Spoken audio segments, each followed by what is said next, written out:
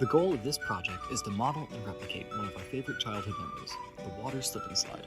The general idea of this project was to build it, analyze the different components of its design, and obtain a general understanding of how the various aspects affect the flow of the water spouts and how closely those flows follow the principles we learned about in it.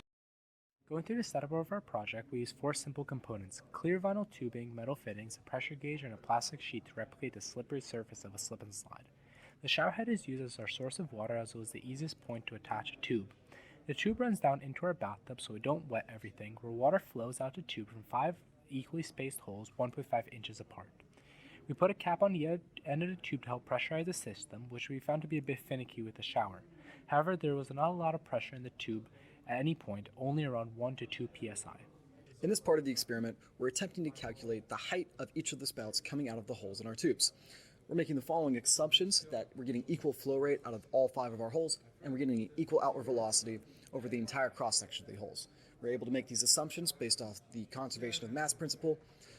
We calculated the volumetric flow rate coming directly out of the shower head with no holes using this video right here. And from this calculation, we were able to find the approximate velocity of the water spouts coming out of each of the holes to be 1.465 meters per second. Using a basic projectile motion setup, we're able to compare the calculated height of 0.109 meters as in a maximum position of 90 degrees relative to the bathtub floor with a tracker video that we made, making sure that our measurements were accurate to the real world results. From these 2 results, we can see we found an error of 1.39% and can use our approximate velocity equations to calculate not only the maximum height, but also the maximum range of our water spouts, creating the optimum distribution of water on our slip and slide.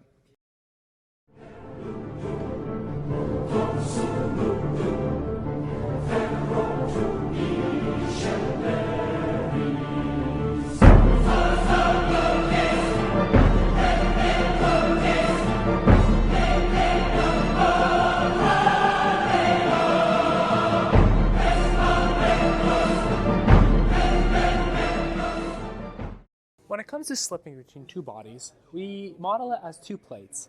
One plate going at a velocity u, and the upper plate being fixed, the upper plate representing the body that is slipping. And you notice that the thickness of the liquid is different at the start and the end. Essentially, like cuvette flow, we try to model the situation and solve it through Navier-Stokes. And by solving it, we can get a vertical and a horizontal force. The vertical force is gotten by integrating the pressure gradient, and the lateral force is gotten by the shear stress in the lateral direction. And we know that coefficient of friction is gotten by dividing the lateral force by the vertical force. And by doing that, we get the equation 4/3 d naught divided by L times h of k, which is a function of the thickness of the liquid.